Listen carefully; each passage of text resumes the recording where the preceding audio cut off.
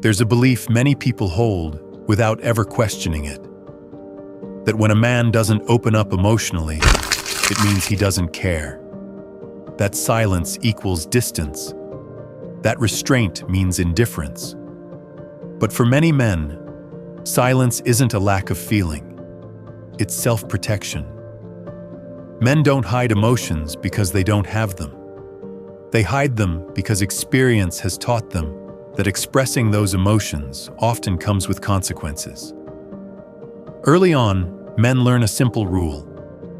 Your value is tied to what you provide, how stable you are, and how little trouble your feelings cause others. When a man opens up and it leads to dismissal, criticism, or loss of respect, he doesn't forget that. He adapts. And the adaptation looks like emotional restraint. Not because he doesn't love you, but because love makes him more vulnerable, not less. This video isn't about blaming women. It's about explaining a reality most men live quietly. Because the truth is, many men feel deeply. They just learned that feeling out loud is risky. Chapter 1. Why men hide their emotions, even from the woman they love. Most men weren't taught how to express emotions safely. They were taught how to manage them privately. From a young age, boys learn which emotions are acceptable and which ones cost them respect. Anger is tolerated. Sadness is questioned. Fear is ridiculed. Vulnerability is remembered. A man who cries once might be comforted. A man who does it twice gets labeled. A man who does it often becomes a problem. So men adapt. They don't stop feeling, they stop showing. And when they enter relationships, this conditioning doesn't disappear. It intensifies.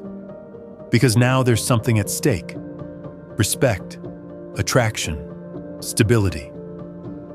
Many men have experienced this pattern. They open up about stress, doubt, or fear, and suddenly they're seen differently, less solid, less reliable, less attractive. Not always openly. Sometimes it's subtle. Tone shifts, patience shrinks, confidence in them weakens, so they close up again. Not because they don't trust their partner, but because they don't trust the outcome. Men quickly learn that emotional honesty can be stored and later used against them. In arguments, in moments of conflict, in moments of disappointment. What was once shared in vulnerability becomes evidence. So silence becomes safer than explanation. Calm becomes safer than honesty. Strength becomes safer than openness.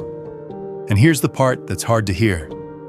Many men still love deeply while staying silent. They listen, they provide, they protect, they stay. They just don't reveal the parts of themselves that could destabilize everything.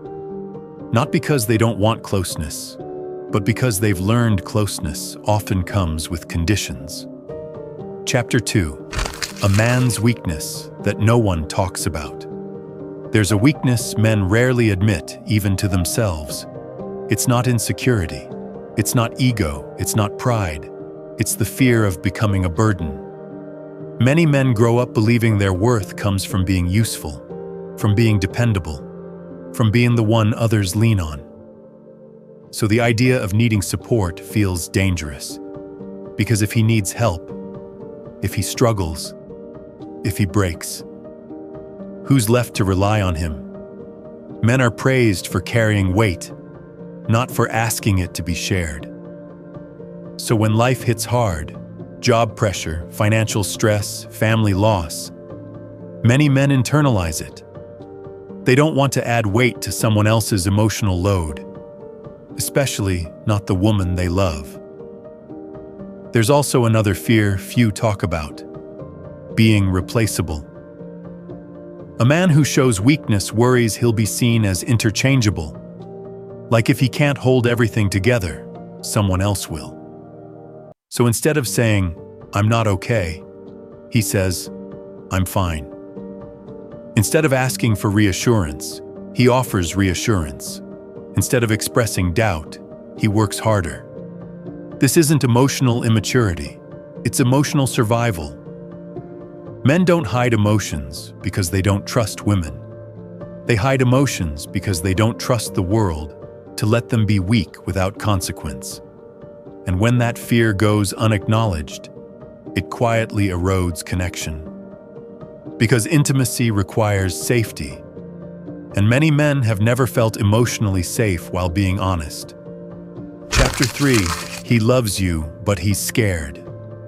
Here's why love doesn't make men fearless. It makes them cautious. Because love increases what can be lost. When a man loves deeply, he becomes emotionally invested in outcomes he can't control. Approval, respect, acceptance. And for someone taught that emotional exposure can cost him those things, love feels risky. That's why some men pull back right when things feel meaningful. Not because they don't care, but because they care too much. They're calculating unconsciously. If I show too much, will I lose her respect? If I open up, will I become less desirable? If I depend emotionally, will I regret it? So they stay composed, they stay measured, they stay guarded. This doesn't mean they don't feel deeply. Often it means they feel intensely, but they're managing fear alongside affection. And here's the paradox. The more a man loves, the more careful he becomes with his emotions. Not because love weakens him, but because society punishes men who fall without armor. What many men want isn't to be fixed.